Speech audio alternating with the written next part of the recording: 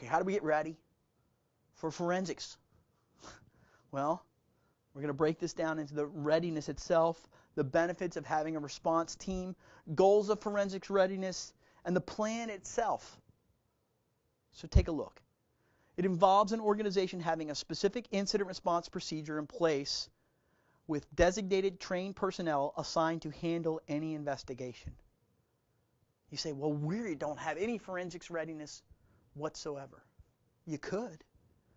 You could take your senior help desk personnel, and since they have seen activities, you could train them to collect information in your organization. Now, if you are on a help desk right now, this is the first time that you have the opportunity to protect information on a machine. Unfortunately, the first thing that we ask an end user is, have you rebooted your machine? So we may have destroyed some evidence. And it's still working oddly. So we may say, what's going on with your machine before we ask them to reboot.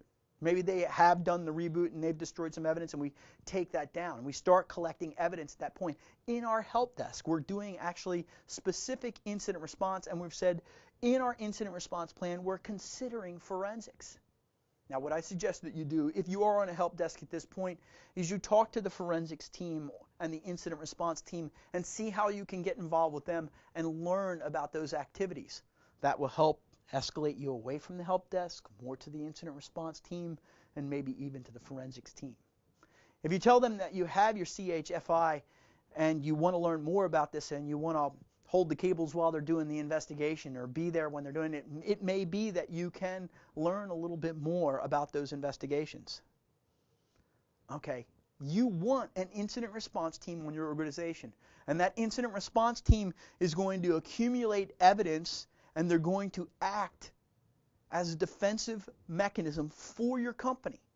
It may be even in the e-discovery process, they actually can defend you in an intellectual property suit. They do good evidence collection, and what we really want to achieve is comprehensive evidence collection. Learning how to image a machine before you reboot it and wipe it out is a great activity. There are actually cool little USB dongles today that you can do for your incident response where you can shove into a machine right then and there and dump the contents of RAM to that little USB drive. Just that one act alone, if we would have that piece integrated into what we do and then later on go back and review that particular piece of evidence, that right there is more than we could ever hope for. Me as a forensics investigator, if you gave me a data dump from 3 months ago and another data dump from 2 months ago, and you say, okay, well, this machine's obviously compromised, I could go back in history and I could look at that and go, this is a pattern of activity. Look, can you see there where this thing happened and this DLL was loaded? We may have to go back a whole bunch of iterations because this machine has been patched, it's been updated, but still compromised. One of the other things that we've run into is regulatory requirements. By having a forensics process in place, if you are FSMA regulated, you can say we have incident handling and forensics in place that captures this information. So it may be a requirement by law for your organization. If you're working with the government, you're probably FSMA regulated. And then you can also go after and win at any kind of legal case. If you go after criminal activity, that's one thing, but if you go after civil activity and you say, hey, I want that money back from those people because they stole millions of dollars from us. The more evidence you have, remember, it's the preponderance of evidence, it's the scales of justice tipping in your favor. The more evidence you have, the more likely that that criminal in their defense is going to say, let's settle. But that means that you have to capture that evidence in a reasonable manner that will hold up in a court of law. Okay, so what's the goal in forensics readiness? We're going to collect that critical evidence in a forensically sound manner so that we can present it, so it is scientific. We're going to gather the evidence and demonstrate the criminal activity. Hey, when we picked this stuff up, we saw these activities here, here, here, and here, and we have this information. Allow that investigate to proceed while keeping the cost proportional. Problem is a lot of forensics investigators come in and say, hey, we want to take that machine down, we want to pull it over here, we want to do all this. Hey, wait a minute, you can't take that machine down. That's our main server. You can't take that machine down. We only have 3 people on the phones actually servicing our customer. And if you take that away from us, that's going to represent a significant cost. But if you were to prepare for this beforehand, you could leave that server in place. You could use those help desk. You could leave those customer support places in place. Maybe you run VMware on those machines and capture a running state of the image and the RAM from it, and then keep them running on that machine, even though it is compromised. You can still do the investigation back here in a cost-effective manner. Because how long are you going to examine these little nibbles and bytes and bits and hex before, hey, this isn't, the guy stole $1 million and you're spending $2 million to go ahead and catch him? No, look. Spend $10,000, and if you can't figure it out, then we're done with that, and let's go ahead and move on to the next thing, because I'm sure that there's going to be another criminal coming along right after them. Now, remember, the evidence that we collect should have a positive effect on the outcome of any legal proceeding. I mean, that's really ultimately the goal.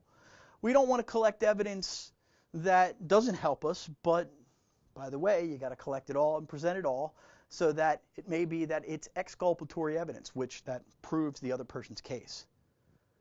Now, what you do to build up the forensics readiness is you define the business scenarios that might require the collection of digital evidence. When would this happen?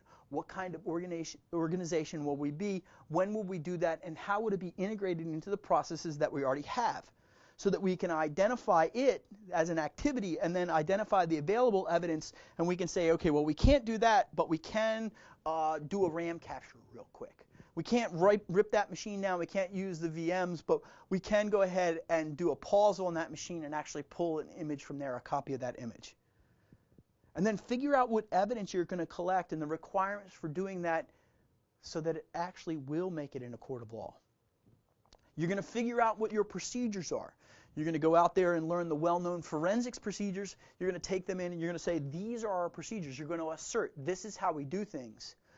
Not only this is how we do things, but then when you're actually doing them, that you follow that procedure directly to make sure that you are not causing any corruption to the evidence.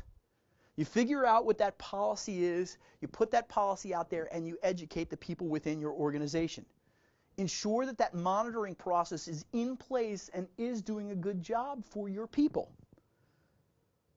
We want to ensure that the investigative staff members are properly trained and capable of completing any task related to the evidence. If you're a Windows expert and you're asked to look at a Linux machine, you go, you know what, I realize that this is out of my depth. But I do know, because I have in my contact list over here, a forensics expert in Linux. And let's call them in for this moment in time, and we'll get them to work on this. Because you understand evidence, you understand logs, but you don't understand this machine and you want to collect it correctly. And by the way, if you need some of those forensics experts, that's me. That's not me. That is my associates that work on my team. I can gladly relate those people to you. Come to me, ask me, talk to me. You've got my email address. At least ask me about these things. You're going to create this step-by-step procedure, and then you're going to follow it. And then what you're going to do is you're going to ensure that authorized review to facilitate actions in response to that incident. In other words, you're going to make it actionable when you finish. You need business to say, I see what you've done there. This is appropriate. You've followed these steps. You've collected this evidence. It points to the fact that we should change the way we're doing business or go after that person that's actually done it. Give them an actionable statement at the end.